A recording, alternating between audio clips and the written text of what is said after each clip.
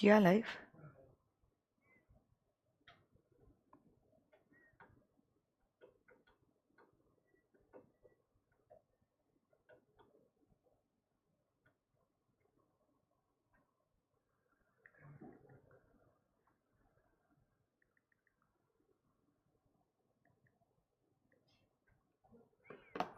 हुआ live? Okay, good evening everyone. Good evening virtual kids. कैसे हो आप लोग सब? तो आप लोग जैसे जानते हो आज का जो सेशन है that is the 5th revision session, जहां पे हमने अभी तक कंपनीज एक्ट कंप्लीट कर दिया है. कॉन्ट्रैक्ट एक्ट का यूनिट नंबर 1, 2, 3, 4 भी हमारा कंप्लीट हो चुका है. आज के सेशन में हम लोग कवर करने वाले unit number 5 as well as unit number 6 of the contract act. I am not quite sure about the notes. एक बार नोट्स के बारे में पूछ लेना. यूनिट 5 और यूनिट 6 दोनों के नोट्स इसने अपलोड किए या नहीं किए अनुराग ने. ठीक है, तो जब तक आई डोंट नो, अगर नोट्स अपलोडेड नहीं है आप लोग क्या कर सकते हो, आप लोग स्क्रीन को रेफर कर सकते हो. याद रखना आपको सारे सवालों के देने होंगे जवाब. अगर आपको लगता है कि आपको कोई सवाल का जवाब नहीं देने आ रहा है, please mark that particular concept there and there itself. कुछ सवाल का जवाब अगर गलत दिया है, कुछ आधा अधूरा दिया है, तो भी आप उधर मार्क कर लेना, so that once you go home you know what your weaknesses are and you can convert your weaknesses into your strength. So let's start with this revision series and let's start with unit number 5 which is talking about a breach of a contract. सबसे पहला सवाल है, what do you mean by a breach of a contract? देखो ये revision क्यों लिया जा रहा है. आप लोग जानते हो law is a theory paper. Theory paper तो है बट उसका पैटर्न भी जो है वो डिस्क्रिप्टिव है. तो आपको सिर्फ समझ के मार्क्स नहीं बनने वाले हैं, आपको लर्न करना है और एग्जामिनेशन में लिखना है. तो जितनी बार आप टॉपिक्स को रिवाइज करोगे उतने अच्छे से आपको टॉपिक्स याद रहेंगे और उतने ही अच्छे से फिर आप फाइनली एग्जामिनेशन में प्रेजेंट कर पाओगे. So that's the reason why we are conducting these revision sessions. याद रखना, this revision is for you, it's not for me. So I would like every one of you all to please pay attention in the revision session and please answer to the questions that I am asking you all. What do you mean by the word breach? Breach इस word का क्या मतलब होता है? So breach का मतलब होता है failure of a party to perform his or her obligation under a contract is the meaning of the word breach. यही breach के दो टाइप्स होते हैं, actual breach and anticipatory breach. सबसे पहली बात तो what do you mean by anticipatory breach? So anticipatory breach is a breach of a contract that is occurring before the time fixed for the performance of the contract has arrived. तो contract का तो performance का day आया भी नहीं है और उसके पहले ही पार्टी ने बोल दिया है कि मैं अपने ऑब्लिगेशंस पूरे नहीं करने वाला हूं. ऐसे ब्रीच को कहते हैं as an anticipatory breach.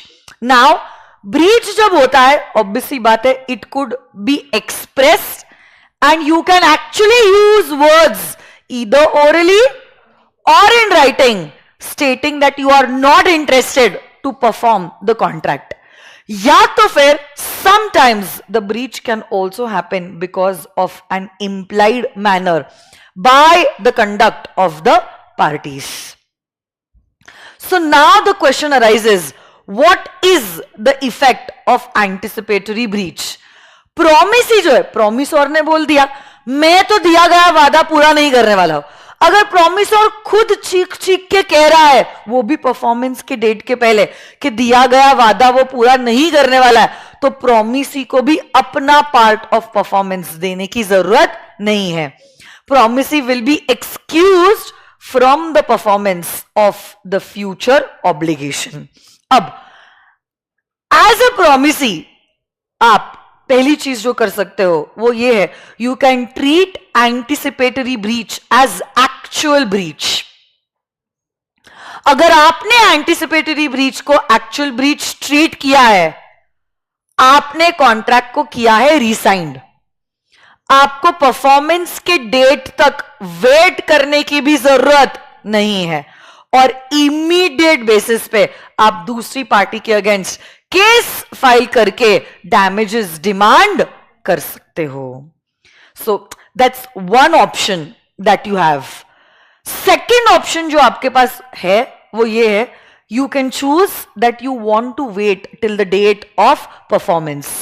So you do not want to rescind the contract right now. In fact, you want to treat the contract as still operative and you want to wait for the time of performance. अब actual date of performance आ जाएगा. अगर party ने perform किया तो फिर तो क्या बात है, बट अगर पार्टी ने परफॉर्म नहीं किया और क्या हो गया मैं आपको बताती हूं, फिर तो एंटिसिपेटरी ब्रीच एक्चुअल ब्रीच ही हो गया, क्योंकि अब तो we are on the day of the performance. तो एक्चुअल ब्रीच के हिसाब से आप सामने वाली पार्टी से डैमेजेस क्लेम कर सकते हो. बट आपत्ति कब आएगी? आपने डिसाइड किया कि आपको कॉन्ट्रैक्ट के परफॉर्मेंस के डेट तक वेट करना है और रिसाइंड नहीं करना है, और ऐसी कुछ घटना हो गई जिसके वजह से अब हमारा प्रॉमिसोर जो है इस घटना का फायदा उठा सकता है, क्योंकि घटना के वजह से क्या हो गया है, सुपरवेनिंग इम्पॉसिबिलिटी हो गई है. सुपरवेनिंग इम्पॉसिबिलिटी की वजह से कॉन्ट्रैक्ट ही डिस्चार्ज हो जाता है, और क्योंकि कॉन्ट्रैक्ट ही डिस्चार्ज हो जाता है, my dear students, now that party need not perform the contract. और अगर वो पार्टी को परफॉर्मेंस देने की जरूरत ही नहीं है, नॉन परफॉर्मेंस और डैमेज का क्वेश्चन ही अराइज नहीं होएगा, और अनफॉर्चुनेटली आप डैमेजेस डिमांड नहीं कर पाओगे. तो अगर आप रिस्क लेना चाहते हो, you might take the risk of waiting till the date of performance. नहीं तो फिर एंटिसिपेटरी ब्रीच को एक्चुअल ब्रीच ट्रीट करके इमीडिएट बेसिस पे आप सामने वाली पार्टी के अगेंस्ट केस फाइल करके डैमेजेस रिकवर कर सकते हो. Actual breach, what do you mean by actual breach? Actual breach वो ब्रीच होता है जहां पे पार्टी कॉन्ट्रैक्ट को परफॉर्म करने के लिए रिफ्यूज कर रही है, that too on the scheduled date. This actual breach can happen either at the time of performance of the contract or during the performance of the contract. Okay? अब अगर contract किसी ने तोड़ा है, अगर कॉन्ट्रैक्ट में ब्रीच हुआ है, आप क्या क्या एक्शंस ले सकते हो? What are the remedies that you have in case there is a breach of contract? सबसे ऑब्वियस जो रेमेडी होती है, and that is you can file a case against the other party for damages. So basically you will sue the other party for compensation for the loss or the damage that was caused because of the breach of contract. So the party who suffers from such a breach is entitled to receive from the party who has broken the contract compensation for loss or damage because of the breach. ये sentence बहुत important है. Question अगर आया, मैं चाहूंगी आप ये sentence को ऐसे के ऐसे लिखो. देखो, पढ़ो तो मेरे साथ. On the breach of a contract, the party who suffers from such a breach, the party who suffers मतलब aggrieved party, is entitled to receive. बोलो किससे क्या रिसीव होने वाला है? From the party who has broken the contract. तो क्या मिलेगा मुझे उस पार्टी से जिसने कॉन्ट्रैक्ट को तोड़ा? कॉम्पेंसेशन. क्यों मिल रहा है कॉम्पेंसेशन? फॉर द लॉस और the damage because of this breach. अरे हाँ या ना? अब देखो, यही डैमेजेस, यही लॉसेस जो होते हैं वो वेरियस टाइप्स के होते हैं. क्या क्या टाइप्स है और इनका मतलब क्या है और कब कब मिलेगा, एक एक करके देखते हैं.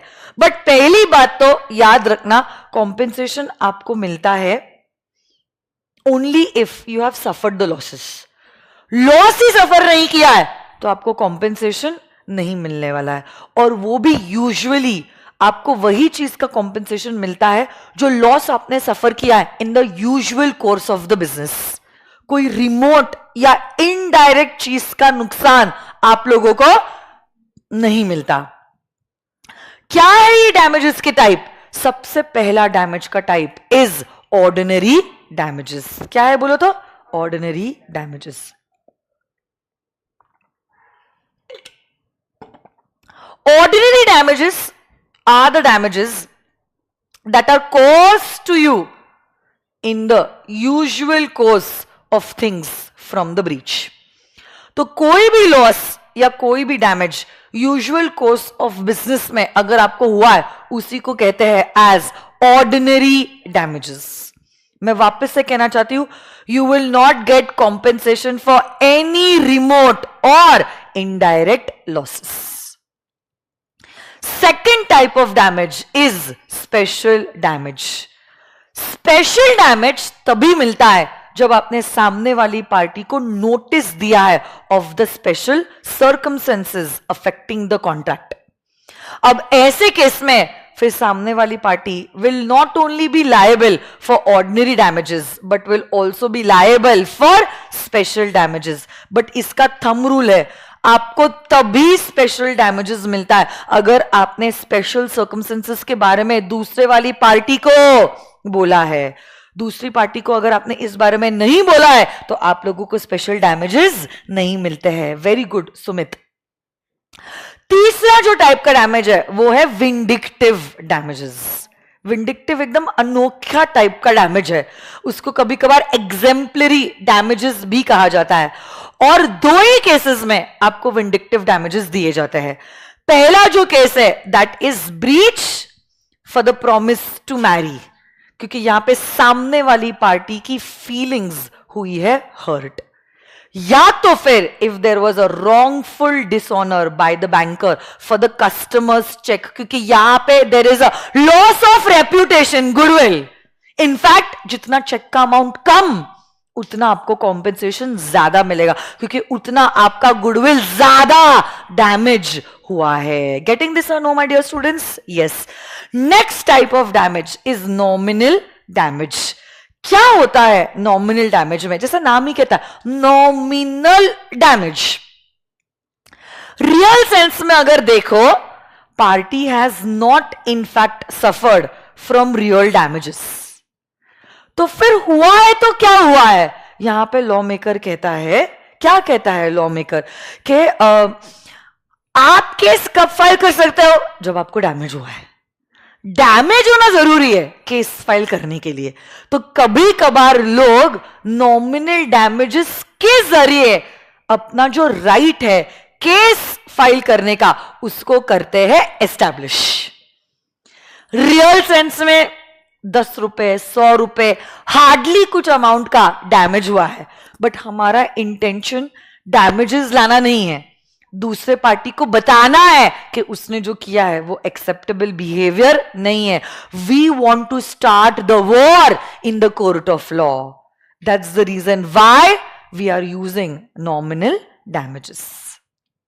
Next, damages for deterioration cause due to delay. तो कभी कभार कैरियर से डीले हो सकता है, और कैरियर के डीले की वजह से गुड्स हमारे नुकसान मतलब सफर करते हैं, मतलब डिटोरिएट हो जाता है, खराब हो जाता है, सड़ जाता है। तो ये डीले के वजह से जो भी नुकसान हुआ है हम कैरियर से रिकवर कर सकते हैं। इसको कहते हैं damages for deterioration caused by delay. Last type of damage is prefixed damage. नाम में लिखा है प्रीफिक्स्ड डैमेज। नोट्स का क्या हुआ? Prefixed damage. प्रीफिक्स्ड डैमेज, जब पार्टीज ने कॉन्ट्रैक्ट एंटर किया था, उसी टाइम जब कॉन्ट्रैक्ट फॉर्म किया था, हमने लिख दिया था कि ये वो अमाउंट है जो आपको दिया जाएगा एज अ डैमेज। हमने तभी कॉन्ट्रैक्ट को फॉर्म करते वक्त अमाउंट को कर दिया था फिक्स। यही prefix damages can either be in the form of liquidated damages or it could be in the form of a penalty. अब क्या है liquidated damages? और क्या है पेनल्टी। अगर मैं इंडियन लॉ की बात करूं और कोर्ट की भी बात करूं, कोर्ट ने और इंडियन लॉ ने लिक्विडेटेड डैमेजेस और पेनल्टी में कोई भी डिस्टिंग्विश नहीं किया है। ओके, इनफैक्ट कोर्ट आपको उतना ही पैसा देगा जितना आपने एक्चुअली सफर किया है, but that will in no way be more than the amount that you have mentioned in the contract. तो बेसिकली कोर्ट जो आपको कॉम्पेंसेशन देता है, it can be less than the amount mentioned, but it can never be more than the amount that you have fixed as damages in the contract. But now the question arises, क्या है penalty और क्या है liquidated damages. हाँ, इसमें सिर्फ एक exception है। अगर आपका कॉन्ट्रैक्ट था विद द सेंट्रल गवर्नमेंट और द स्टेट गवर्नमेंट और गवर्नमेंट को कुछ नुकसान हुआ है आपके ब्रीच के वजह से, प्रीफिक्स कुछ अमाउंट किया था इन द कॉन्ट्रैक्ट, अब नुकसान कुछ कम हुआ है, बट फिर भी सेंट्रल गवर्नमेंट या स्टेट गवर्नमेंट को जो पूरा अमाउंट कॉन्ट्रैक्ट में लिखा है वो मिल सकता है as damages. So you will be liable to pay the whole sum mentioned therein in the contract. Question ये राइज होता है, what is liquidated damages, what is penalty and what is the difference between the two. पहली बात तो सी, if the amount that is mentioned in the contract is far in excess of the amount of probable damages, then it's going to be considered as a penalty. But अगर आपने कोई reasonable estimate निकाला है, कोई genuine pre-estimate निकाला है, तो फिर that would be regarded as a liquidated damage. Penalty का एसेंस होता है टेररिज्म क्रिएट करना, खौफ क्रिएट करना, कि हम डर जाए कि अगर हमने वादे को तोड़ा तो इतना पैसा हमको पेनाल्टी की तरह देने पड़ने वाला है, तो उससे तो बेटर है दिया गया वादा ही हम पूरा कर ले। बट ऐसा कोई खौफ पैदा करने वाला सीन लिक्विडेटेड डैमेजेस के केस में नहीं है।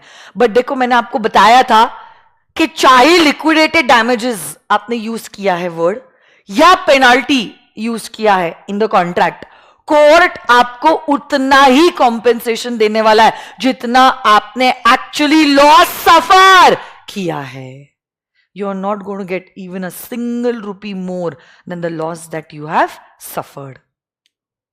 और अगर आपके कॉन्ट्रैक्ट में लिखा है कि पेमेंट इस तारीख तक करो और अगर डिले हो जाता है पेमेंट करने में, तो फिर ऐसे केस में डिफॉल्ट इन पेमेंट की वजह से अगर कुछ एक्स्ट्रा सम आपसे मांगा जाता है तो that's always going to be considered as a penalty, क्योंकि डीलेड पेमेंट के वजह से डैमेजेस हो ऐसा बहुत अनलाइकली है।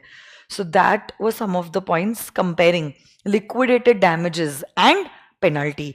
अब हम बढ़ते हैं आगे। वर्चुअल किड्स, मैं चाहती हूं आप लोग सब चैट बॉक्स में रिप्लाई करेंगे, ठीक है। I want every one of you all to reply in the chat box. Rohit, Sharma ji and others, please reply in the chat box. Come on guys, let's check it out. आगे अब सुनो मेरी बात। Damages तो एक रेमेडी है, ठीक है, बट डैमेजेस के अलावा दूसरी भी रेमेडीज आप लोगों को मिलती है। कौन सी रेमेडीज आप लोगों को मिलती है? पहली बात तो आप कॉन्ट्रैक्ट को कर सकते हो रिसाइंड। अगर आपने कॉन्ट्रैक्ट को रिसाइंड कर दिया तो ऐसे केस में सामने वाली पार्टी की जो भी ऑब्लिगेशंस थी that will come to an end, and in fact that party will be entitled to compensation because यहां पे ब्रीच ऑफ कॉन्ट्रैक्ट हुआ है। रिसाइंड करने के बाद आप पार्टी से डैमेजेस भी क्लेम कर सकते हो। सेकेंड पॉइंट जो है जिसके ऊपर थ्योरी क्वेश्चन भी इंस्टीट्यूट पूछती है, that is quantum meruit. Quantum meruit का मतलब होता है as much as the party doing the service has deserved. कब कब क्वांटम मेरिट के बेसिस पे आप पैसा रिकवर कर सकते हो? पहली बात तो अगर समझ में आया, अग्रीमेंट ही वॉइड हो गया। या कॉन्ट्रैक्ट ही वॉइड है, आपने अगर कुछ एडवांस दिया है तो आप आपका पैसा डिमांड कर सकते हो, क्योंकि अगर कुछ काम ही नहीं हुआ है या गुड्स ही नहीं बेचे तो फिर पैसे रख के कोई मतलब नहीं है। आप क्वांटम मेरिट के बेसिस पे जो भी आपने एडवांस की तरह पैसा दिया है उसको आप रिकवर कर सकते हो। सेकेंड पॉइंट कहता है when something is done without any intention to do it gratuitously, मतलब आपने कुछ तो काम किया है, बट ये जो आपने काम किया है आपका इंटेंशन था कि आपको इन रिटर्न कुछ मिले। जैसे कि आपने नेबर वाली आंटी के लड़के को अकाउंट्स पढ़ाया, बट ये जो आपने अकाउंट्स पढ़ाया आपकी इच्छा थी कि आपको इन रिटर्न कुछ मिले। क्या आप मुफ्त में पढ़ा रहे हो? नहीं, फॉर चैरिटी तो एक आधे दो डाउट सॉल्व कर लेते। आपने तो पूरा साल भर उस बच्चे को पढ़ाया है, क्या आप एक्सपेक्ट कर रहे हो कि आपको कुछ मिले इन रिटर्न? क्वांटम मेरिट के बेसिस पे आप उनसे फीस रिकवर कर सकते हो। अब देखो यहां पे क्या हुआ है, आपने कॉन्ट्रैक्ट तो एंटर कर लिया था बट आपने रेम्यूनरेशन अग्री नहीं किया था, बट सामने वाली पार्टी ने अगर काम किया है आपको उसको पैसा देना पड़ेगा, reasonable amount according to the facts and circumstances of every case. अब देखो, हो सकता है आपका कॉन्ट्रैक्ट डिविजिबल है या हो सकता है आपका कॉन्ट्रैक्ट इनडिविजिबल है। डिविजिबल मतलब उसको पार्ट्स में डिवाइड किया जा सकता है। अब ऐसे केस में जितना पार्ट आपने परफॉर्म किया है उसके लिए you can demand the compensation, क्योंकि दूसरी पार्टी ने उतने पार्ट का बेनिफिट एंजॉय किया है। In fact if the contract is indivisible and you are a party not at fault तो आप क्वांटम मेरिट के बेसिस पे केस फाइल कर सकते हो। So that was about quantum meruit. ये सारे पॉइंट्स आपको लर्न करना जरूरी है, ठीक है। अब देखो, हर बार जरूरी नहीं है कि damages would act as an adequate remedy. Sometimes damages are not an adequate remedy. तब ऐसे केस में आप क्या कर सकते हो, you can file a case for specific performance. Specific performance के द्वारा आप सामने वाले पार्टी को इंसिस्ट कर सकते हो। क्या इंसिस्ट कर सकते हो? कि तूने जो वादा किया है उसी को तू पूरा कर, मेरे को डैमेजेस नहीं चाहिए, मेरे को तेरे साइड से परफॉर्मेंस चाहिए। That is specific performance. Injunction, कभी कभार कॉन्ट्रैक्ट के द्वारा आप कुछ ना करने का वादा करते हो और अगर वो पार्टी वो कर रही है जो उसने नहीं करने का वादा किया है तो हम इंजंक्शन ऑर्डर के लिए केस फाइल कर सकते हैं। उसी को कहते हैं इंजंक्शन, कहते हैं स्टे ऑर्डर। जैसे कि अगर सलमान खान ने पेप्सी के साथ अग्री किया है कि मैं आपके अलावा कोई दूसरे ब्रांड के लिए ब्रांडिंग नहीं करूंगा और वो कोको कोला के साथ भी अग्रीमेंट एंटर करता है, क्या पेप्सी इस कॉन्ट्रैक्ट के लिए, इंजंक्शन के लिए केस फाइल कर सकती है? क्योंकि सलमान ने पेप्सी के साथ जो कॉन्ट्रैक्ट एंटर किया उसके द्वारा सलमान ने मना किया था कुछ करने के लिए। जो आपने मना किया था वही करने के लिए अगर आप जाते हो तो we can file a case for injunction against the other party. Yes और नो गाइस? अरे बोलो, आगे बढ़ते हैं। Come on, let's check it out.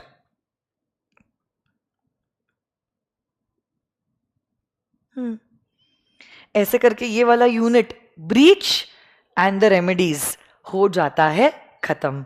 अब अगले यूनिट की ओर बढ़ते हैं and that is unit number 6 which is regarding to contingent and quasi contracts, and this unit is like very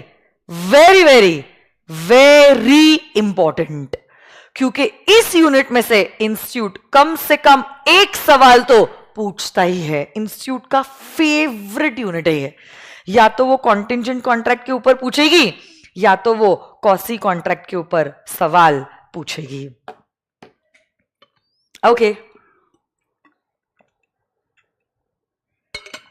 देखो, आप लोगों का अटेम्प्ट जनवरी में है अभी जो टाइम है वो दिसंबर का है, अभी डिटेल्ड रिवीजन का टाइम ही नहीं है। अभी जो टाइम है इज फास्ट ट्रैक रिवीजन, क्योंकि वक्त के हिसाब से आपको रिवीजन का स्पीड भी कम ज्यादा करना पड़ता है।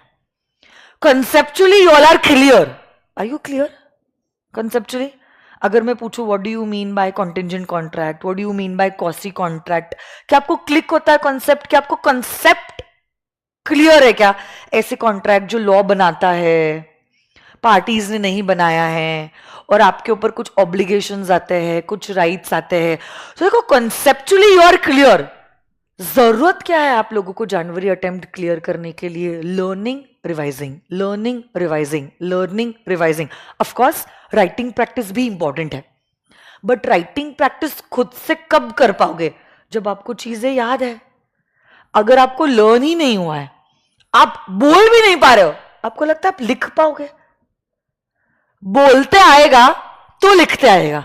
लिखना is like the next step after you have learned the concept and you can say the concept, and that's the reason why ये वन शॉट रिविजन हो रहे हैं। मैं ये नहीं कह रही हूं राइटिंग प्रैक्टिस इंपॉर्टेंट नहीं है, बट कौन से टाइम पे क्या इंपॉर्टेंट है वो भी आपको देखना पड़ेगा। आप क्या कर सकते हो? आज यूनिट 5 और 6 रिवाइज किया ना, खुद से ये यूनिट आज लर्न कर दो। लर्न करने के बाद रिव्यू करो, बुक बंद करके खुद बोलने की कोशिश करो। कॉन्टिंजेंट कॉन्ट्रैक्ट को एनफोर्स करने के क्या 6 पॉइंट्स है, कॉसी कॉन्ट्रैक्ट के 3 फीचर्स कौन से, खुद को सवाल पूछो और खुद को जवाब दो। अगर आ रहा है ना जवाब देते, 2 क्वेश्चंस कॉन्टिंजेंट कॉन्ट्रैक्ट के लिख के निकालो, 2 क्वेश्चंस कॉसी कॉन्ट्रैक्ट के निकालो लिख के, 2 क्वेश्चंस ब्रीच और रेमेडीज के लिख के निकालो, तो धीरे धीरे कॉन्फिडेंस बढ़ेगा। रिवाइज आज ये कर रहे हो, लिख रहे हो कंपनीज एक्ट का, पागल हो क्या? कॉन्फिडेंस की धज्जियां उड़ जाएगी। जो टॉपिक रिवाइज किया है उसी को तुरंत लर्न कर लो, क्योंकि रिवीजन हुआ है ना, उसकी वजह से लर्निंग फटाफट हो जाता है, क्योंकि आपका पूरा नॉलेज ब्रश अप हो जाता है, और तुरंत फिर उसी के 1-2 दिनों में उसी के क्वेश्चंस की राइटिंग प्रैक्टिस करो। और प्रैक्टिस जितनी करोगे ना उतना बेहतर रहेगा। जैसे लास्ट अटेम्प्ट में मैंने आरटीपी एमटीपी की सीरीज ली थी, अगर आपके पास टाइम है वो आरटीपी और एमटीपी की सीरीज जरूर देखना। और आप लोगों के लिए भी मैं आरटीपी एमटीपी की सीरीज लूंगी, बट क्वेश्चन आंसर्स कब पॉसिबल होगा? Once you are done with revising and learning everything.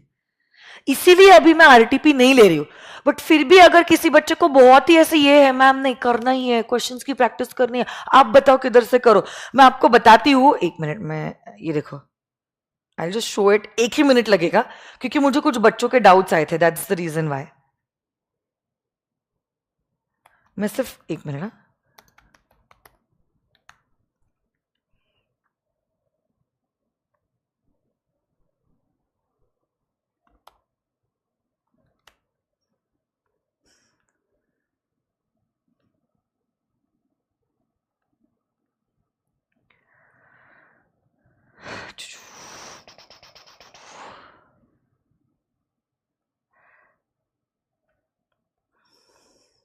मैं आपको बताती हूँ, आपके स्क्रीन पे आपको नजर आ रहा होगा, ये मेरा पर्सनल यूट्यूब चैनल है in the name of CA Ankita Patni.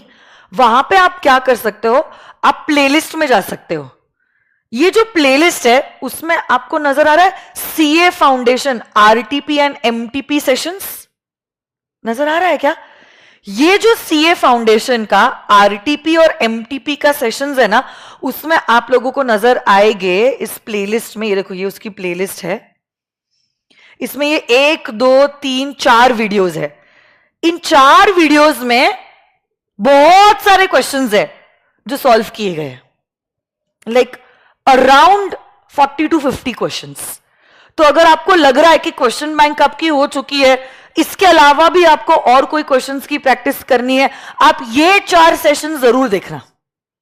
ये 4 सेशंस में काफी नए नए क्वेश्चंस है जो इंस्टीट्यूट ने अपने आरटीपी और एमटीपी मतलब मॉक टेस्ट पेपर्स में ही पूछे है, और मॉक टेस्ट पेपर्स का intelligence level is very nice, मस्त बनाता है एमटीपी को आईसीआई, जो आपके एग्जामिनेशन में प्रोबेबल क्वेश्चन 1 में आने वाले क्वेश्चंस है वैसे टाइप के क्वेश्चंस इंस्टीट्यूट एमटीपी में डालता है। तो अगर आपको लगता है आपके पास टाइम है तो आप क्या कर सकते हो, इन वीडियोस को देख सकते हो। एंड आई एम श्योर ये चारों वीडियोस को देखने के बाद आपका क्वेश्चन आंसर्स को देखने का जो नजरिया है ना वो बहुत बदल जाएगा। You will love it. उसमें से अगर 2-3 क्वेश्चंस भी आ गए ना, कितना मजा आएगा आप लोगों को। You will feel it is worth watching this session. और यूजुअली इंस्टीट्यूट क्या करता है, जो अटेम्प्ट का आरटीपी रहता है ना उसमें से क्वेश्चंस नहीं पूछता है, क्योंकि वो अटेम्प्ट का आरटीपी हर बच्चा सॉल्व करके जाता है। जनवरी वाला बच्चा जनवरी वाला आरटीपी सॉल्व करके जाएगा। इंस्टीट्यूट क्या करेगा, पिछला वाला या उसके पिछला वाला आरटीपी में से सवाल उठा के इस वाले अटेम्प्ट में सवाल डाल देगा। तो इट इज और the more important to watch these 4 lectures. उसमें सितंबर अटेम्प्ट का आरटीपी और पहला वाला एमटीपी एंड टू एंड मैंने डिस्कस किया है। क्या क्वेश्चन, क्या आंसर, कैसे आंसर लिखना है, क्या पैटर्न है, सब कुछ डिस्कस किया है। Do watch it if you have time. Time नहीं भी है ना, निकाल के देखना है इन वीडियोस को। मैं आपको 100% गारंटी देती हूं। मैं आपको पूछूंगी, आप बताना मुझे, ये 4 वीडियोस आपने देख लिए ना, फिर आप खुद बोलोगे मैम सच में ये सीरीज बहुत बेस्ट थी, मजा आ गया। ये सीरीज को मैं इस अटेम्प्ट के लिए भी कंटिन्यू करूंगी, but after the 1 shot of course. तो एक बार 1 शॉट हो गया फिर हम इस अटेम्प्ट का भी आरटीपी देखेंगे, ठीक है। आ जाइए, do definitely watch it. Channel का नाम है सीए अंकिता पटनी, ठीक है। इस चैनल पे आप प्लेलिस्ट में जाके इन वीडियोस को जरूर देख सकते हो। आ जाइए, चलो आगे बढ़ते हैं। क्या कहता है ये टॉपिक? नहीं बेटा, फाउंडेशन में लॉ के पेपर में एमसीक्यूज नहीं आते हैं।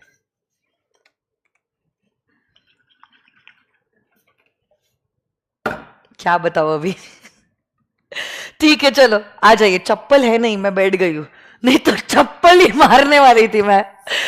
कैसे रे कैसे भाई साहब। Contingent and quasi contract. ज्यादा टाइम नहीं लगेगा, अब टेंशन मत लो। 20 to 25 minutes, that's it. The chapter is done.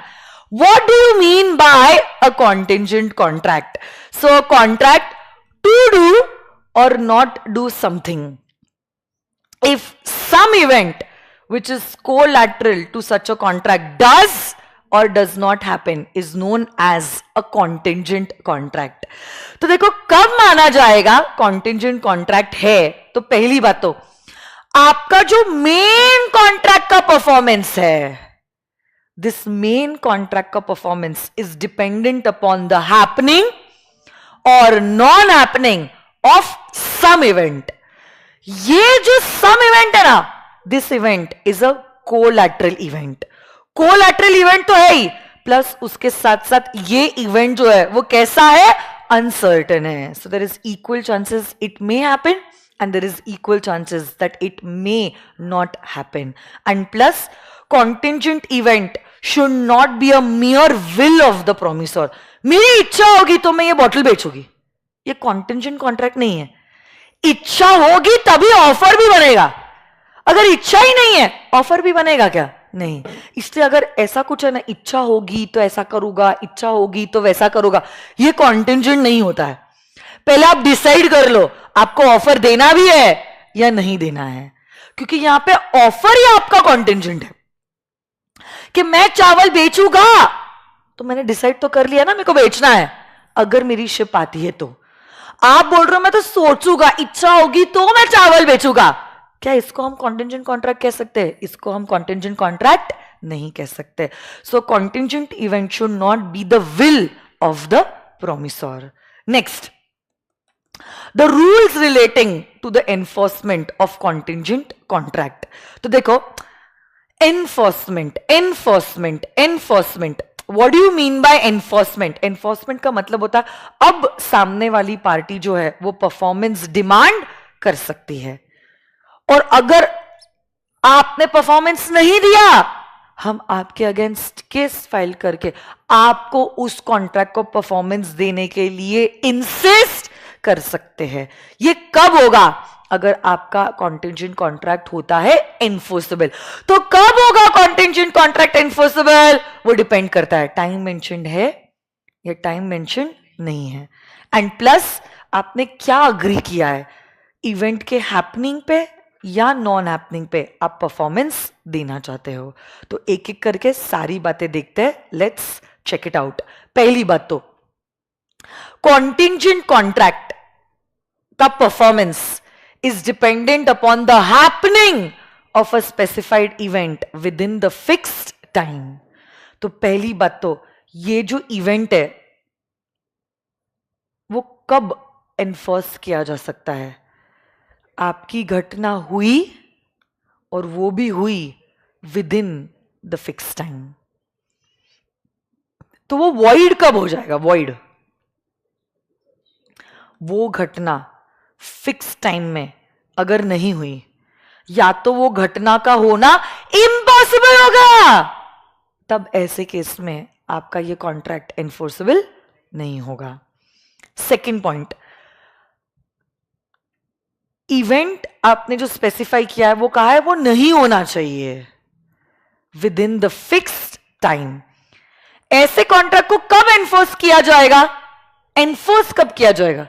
Enforce तब होगा जब फिक्स टाइम में सच में वो घटना नहीं होती है, तब कॉन्टिंजेंट कॉन्ट्रैक्ट को आप कर सकते हो एनफोर्स। तीसरा, आपने बोला है इवेंट होना चाहिए, आपने टाइम वाइम कुछ भी मेंशन नहीं किया है, तो अब ऐसे केस में यहां पे आपका कॉन्टिंजेंट कॉन्ट्रैक्ट वॉइड होगा। कब वॉइड होगा? अगर वो इवेंट का होना इम्पॉसिबल हो गया, तब कॉन्टिंजेंट कॉन्ट्रैक्ट आप एनफोर्स नहीं कर सकते। और इसमें आपने बोला है वो घटना नहीं होगी तो कॉन्टिंजेंट कॉन्ट्रैक्ट परफॉर्म होगा। तो एक्चुअली वो घटना जब इम्पॉसिबल हो जाती है तभी आपका कॉन्टिंजेंट कॉन्ट्रैक्ट एनफोर्स किया जा सकता है। ये तो 4 पॉइंट्स है, बट उसके अलावा और 2 पॉइंट्स है।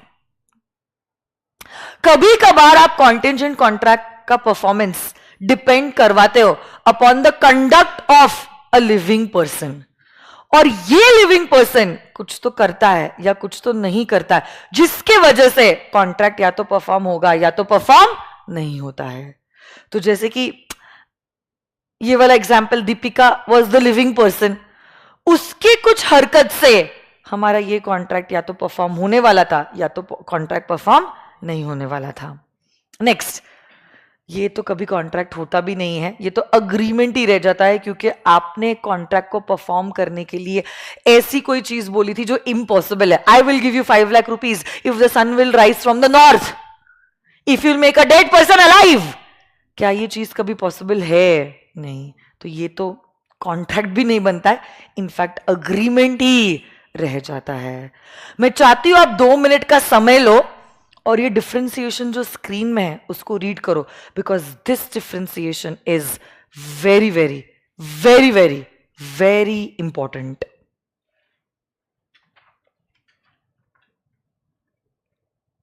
दो मिनट का टाइम लो, शिद्दत से प्लीज उसको रीड करो।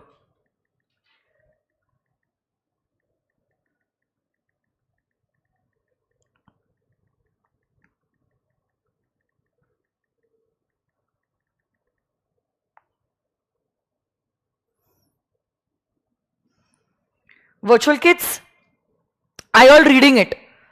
आपको कम से कम 5 पॉइंट्स बोलते आने चाहिए।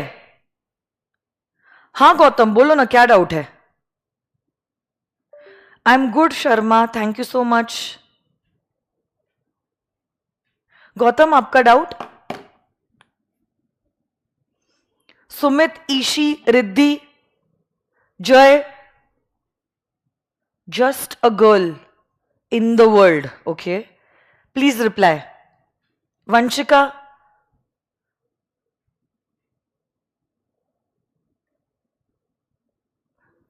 Riddhi, Jemish, I want the other kids also to reply. Just let me know once you are done with the reading part. I'm good, Suryavansh. Thank you so much. How are you? पढ़ाई कैसे चालू है?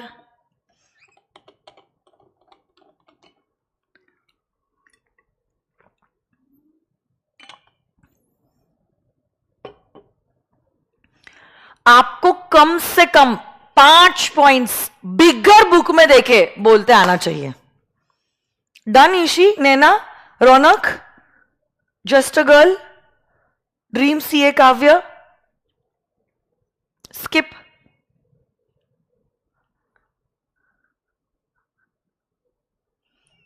अच्छा, contingent contracts क्या valid होते हैं, but वेगरिंग agreements void होते हैं. विन लूज की मेंटालिटी किधर होती है? वेगर में. कॉन्टिंजेंट कॉन्ट्रैक्ट में देर इज म्यूचुअल लॉस या gain of both the parties. हाँ या ना?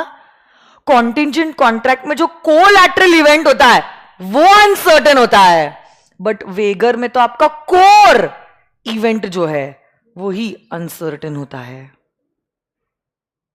बराबर ना? कॉन्टिंजेंट कॉन्ट्रैक्ट में parties have interest in the subject matter.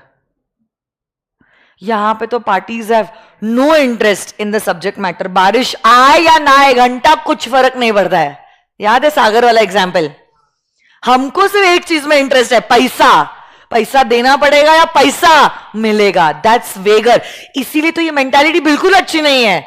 हमने ऐसे कॉन्ट्रैक्ट्स को एनकरेज नहीं किया. इसीलिए तो वेगरिंग एक्चुअली कॉन्ट्रैक्ट भी नहीं होता, वो अग्रीमेंट ही होता है. इज वॉइड एब इनिशियो. तो आई होप आप लोगों को 5 पॉइंट्स ऑफ डिफरेंशिएशन देने आ गए. Last few minutes quasi contract and then we are done with the revision of contingent and quasi contracts.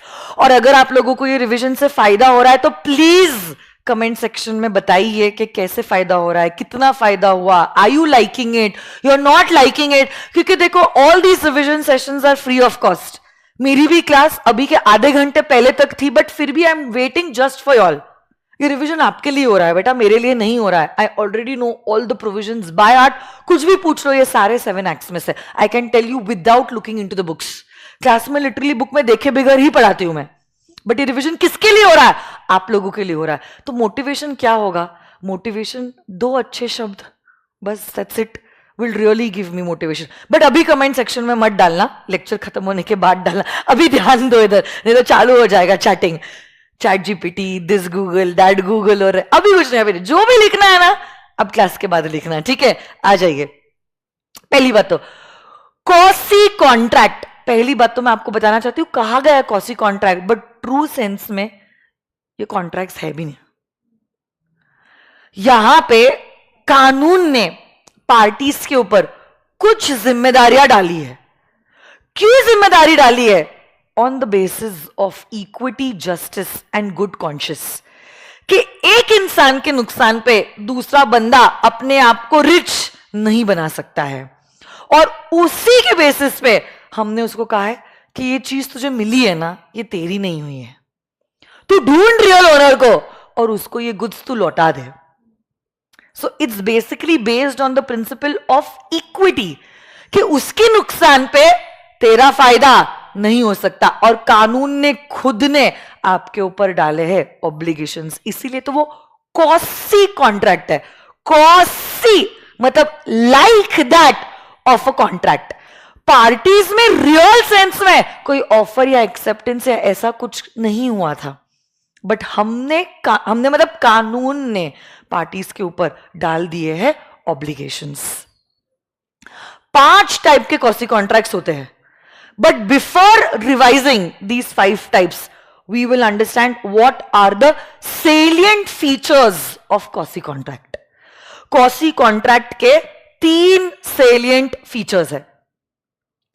पहली बात तो quasi contract will always be a right to money. और ये जो मनी है, it's only available against a particular person and not against the entire world.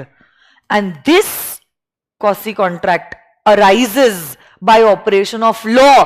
It's imposed by law and it does not arise by an agreement between the parties. तो 3 features है. याद करने की कोशिश करो कौन से 3 फीचर्स है. पहली बात तो quasi contract is always a right against money.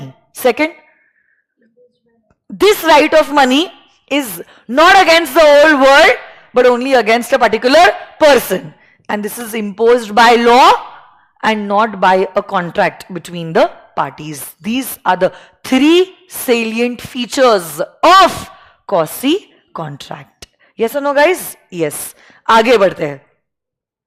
ये पांच सर्कमस्टेंसेस मैं आपको बता रही थी जो quasi contract के हैं. कौन से पांच cases? Let's check it out.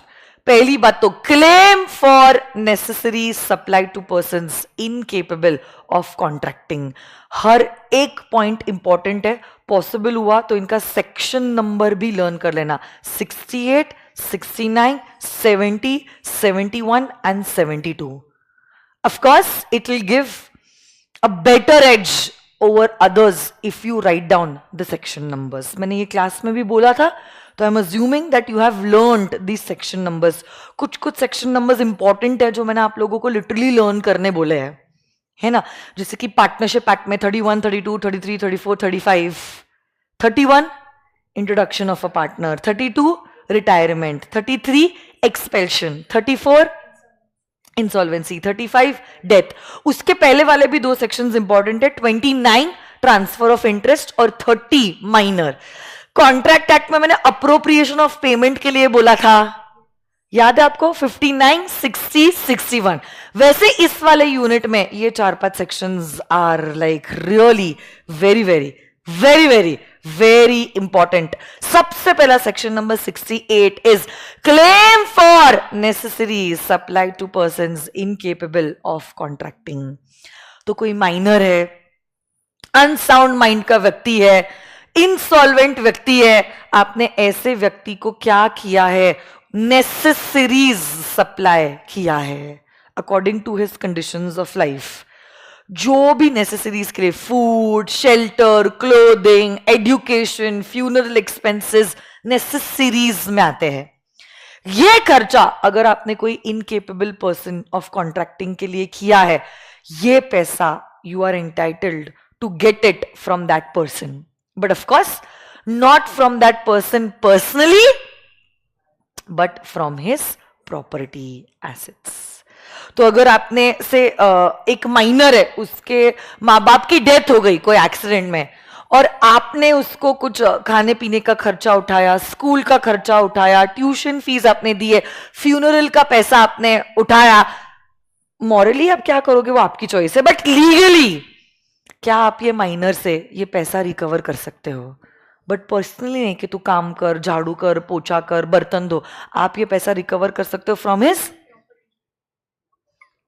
Estate, property. जो भी उसने मम्मी पापा से इनहेरेंट किया है, उस पैसों से आप रिकवर कर सकते हो वो खर्चा जो आपने उसके लिए किया है. Next is section number 69. 69 बात करता है payment by an interested person.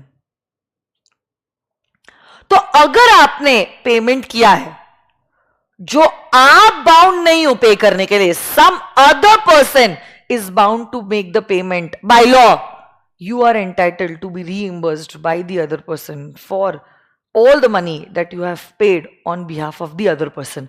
जैसे कि आप रेंटेड घर में रहते हो, आपका तो घर नहीं है, ये तो आप रेंट पे रह रहे हो, और चिट्ठी आ गई म्यूनिसिपल अथॉरिटीज की कि म्यूनिसिपल टैक्स नहीं दिया है, हम ये घर को नीलाम कर देंगे. घर तो आप रह रहे हो ना, आपकी बैंड बजेगी. आपने क्या किया? ये म्यूनिसिपल अथॉरिटीज का लफड़ा ना हो, आपने फटफट म्यूनिसिपल टैक्सेस दे दिया.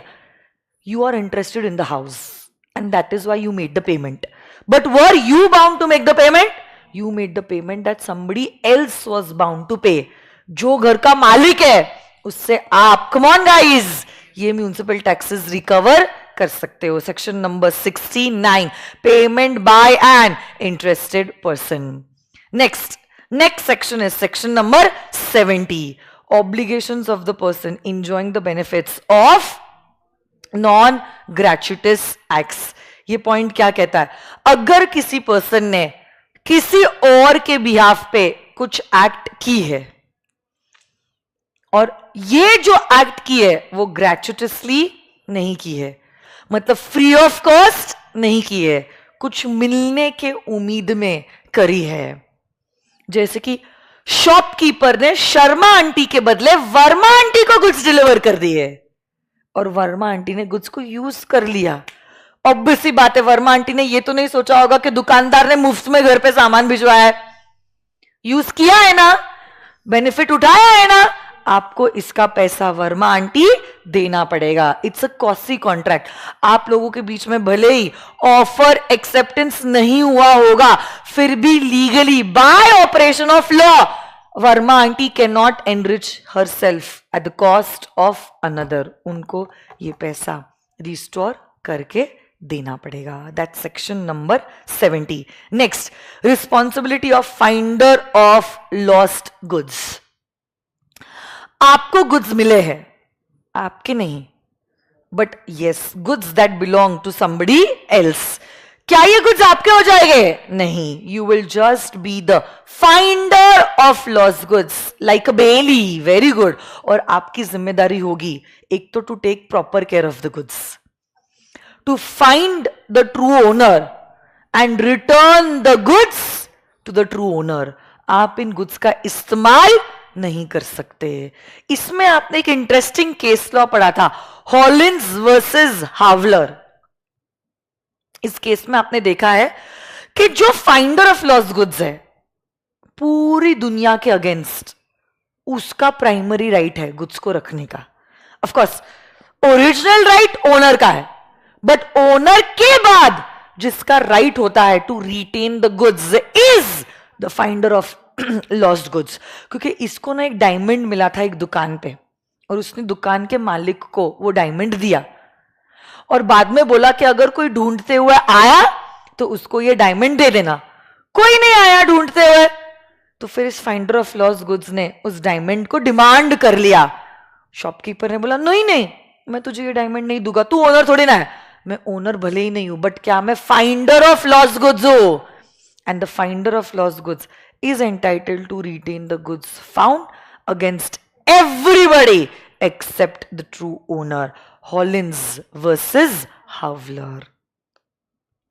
And last but not the least, money paid by mistake और अंडर कोर्शन। हाँ, तो हम सेक्शन नंबर्स लिख रहे थे, आई थिंक मैंने स्किप कर दिया कोई सेक्शन नंबर लिखना। ये क्या है? और ये वाला लास्ट सेक्शन है इस यूनिट का, विच इज सेक्शन नंबर 72।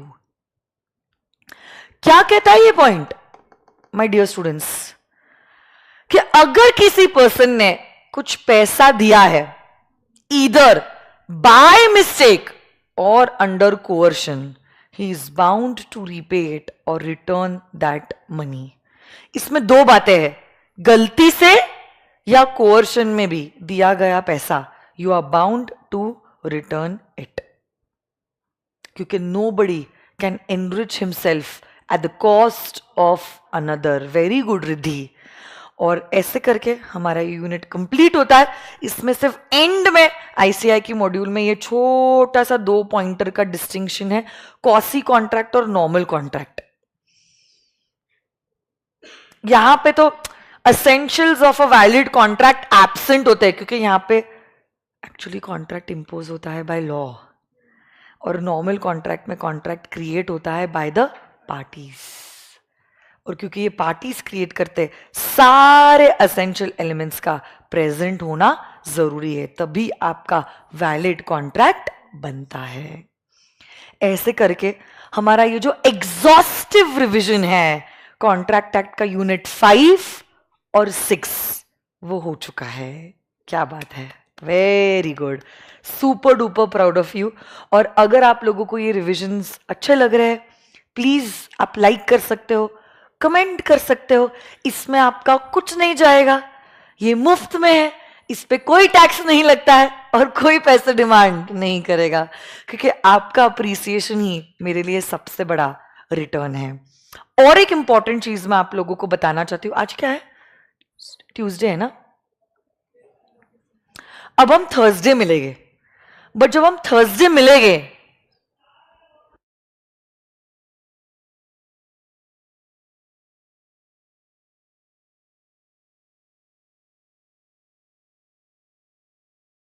हम जब थर्सडे के दिन मिलेंगे, थर्सडे के दिन हम लोग शुरू कर रहे हैं सेल ऑफ गुड्स एक्ट। ठीक है, सेल ऑफ गुड्स एक्ट के 4 यूनिट्स है, उसमें से टाइम अगर मिले तो हम फर्स्ट और सेकंड यूनिट थर्सडे को कंप्लीट कर लेंगे। ठीक है, चलो, thank you so much, see you all, bye bye and take care, stay inspired, stay blessed and all the best. Tata, bye bye, see you. और अगर आपको क्वेश्चंस की प्रैक्टिस करनी है, मैंने आपको बताया है, यस, आरटीपी और एमटीपी की आप मेरी सीरीज देख सकते हो, यूट्यूब पे ही अवेलेबल है, CA Ankita Patni channel name है। Thank you, tata, bye bye.